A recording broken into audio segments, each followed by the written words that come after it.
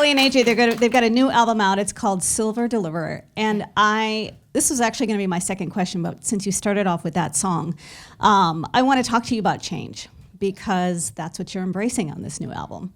But you're not the same person. So what does that look like to each of you? What does this change look like and feel like? I mean, we've gone through a lot of change as a band, you know, as people, as sisters. When we were making this record, we just noticed that we were in this season of change, and we were trying to really embrace that and be okay with it, which is a hard thing to do when you're kind of in the depths of it. But we started to, write the songs for the album, not really necessarily knowing we were writing for a record. But then the more that we collected these songs, the more we realized that we didn't have a song on the record that was kind of about like embracing this moment of change and really being a woman.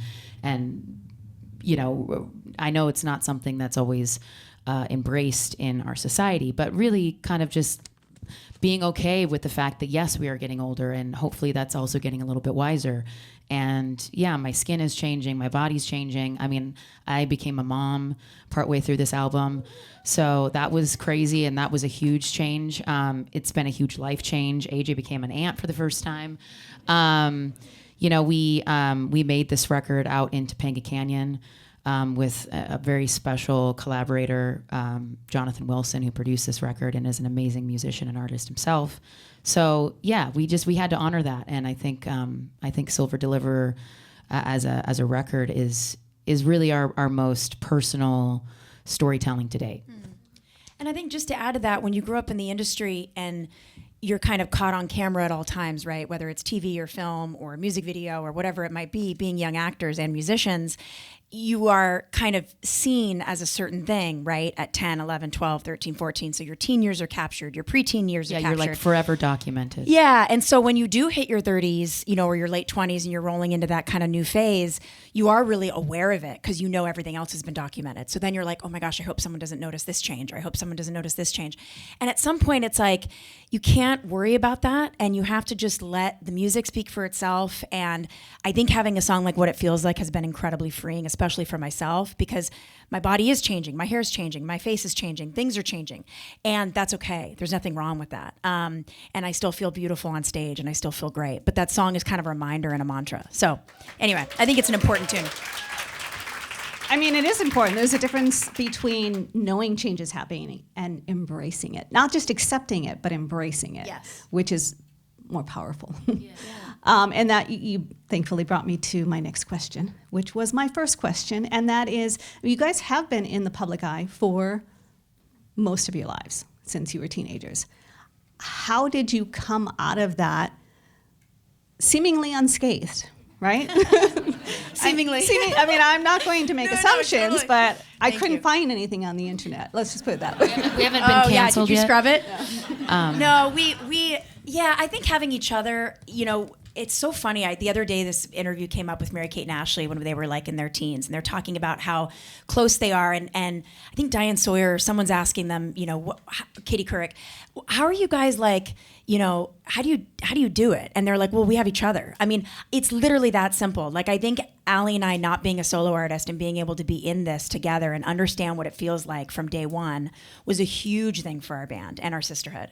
We also grew up in a pretty, normal's maybe the wrong word, but a pretty normal family, like a family home. So that helped. Being raised in a pretty traditional setting, regardless of the industry, the industry didn't really ever take over our life. So, putting each other first and understanding what it was like for the other person and having that bond together has been huge. But other than that, I don't know what else. And I feel like maybe, obviously we had success, but it was never like to a magnitude where we couldn't like be normal people and interact like out in society.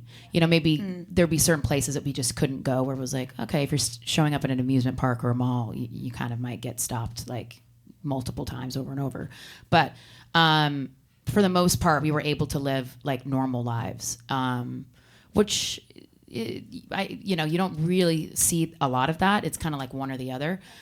So I think we were just lucky, in that. Well, you mentioned, being sisters. I have 3 sisters, and sisters keep you real. Yeah. Oh, totally. I mean, let's face it, you can't get anything by sisters. It's true. And I mean that in the best way. Yeah. They know they also know all your skeletons too. Right. And they're not afraid to bring those up. Yeah. It's true. You just had a 20th anniversary celebration of Into the Ruins concert. Yeah. And Into the Rush. Into but the I Rush. love, Sorry, but I love Into the couldn't- Ruins. Into the Ruins is actually that is cool. You're maybe welcome. cooler. I just, speaking of Well, we change, went into the ruins I should to- have brought to these find those out. those Speaking songs. of change. No, you're good. We did go into the ruins actually to find some of those to songs. find the so- chords and find the lyrics, and we were like, wow, in the vault. Yeah. Felt like Indiana Jones. But that looked like it was so much fun. I mean, It was, coming yeah. out and playing these songs that that have been not buried for so long, but from a completely different time in your life, right? Yeah. And so to come out there, and you did this in August, was that?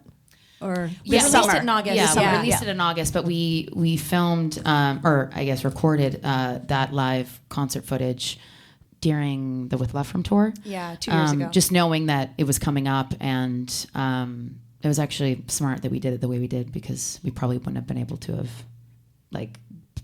gone and played that show. It would if have been I was hard, I think, pregnant. with your Yeah. pregnancy, and So, we made it happen. I actually wish we had filmed it too. Could have put out a DVD documentary.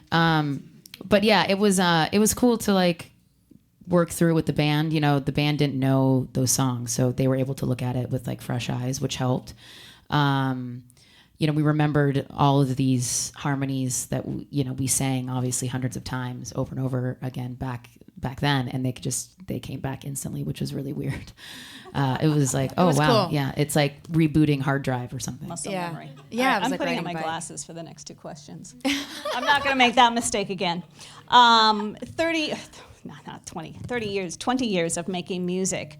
I'm not going to have you list all of the highlights, but 20 years, what are your favorite moments in those 20 years of making music, whether it's on tour, whether it's, writing the songs or what have you? That's hard. I mean, I think being in the studio and creating these songs from the ground up and knowing, oh, there's something special here, but not knowing necessarily what the song's going to be yet is a pretty special moment. Mm-hmm. Looking back on songs that you can go, oh, wow, that was the start of What It Feels Like, or that was the start of Rush, or it started with that piano chord. That's kind of cool to know. So there's a lot of studio moments, but I think in a live setting, The Greek was one of my favorite shows we've ever played.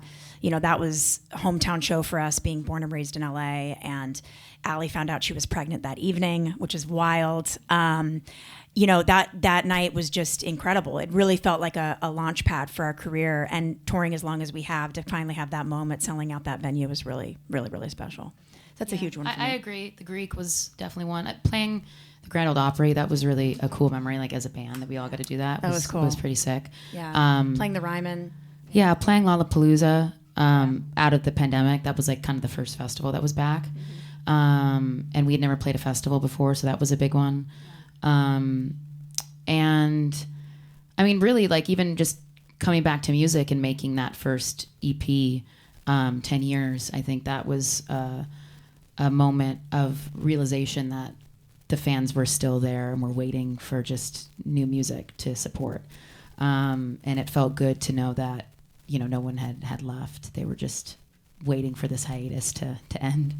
And then, of course, just touring. We have so many memories of being on the bus, as young teens, and then now as adults. And this will be the first tour with my son, so that'll be a new memory.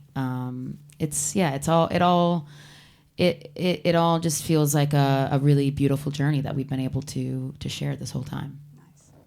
Well, one more question for you. You are West Coast folks, as you mentioned, spending most of your time in California, sometime in Seattle. You had to have stopped in Portland along the way a few times. So what are your go-to spots in Portland when you're in town?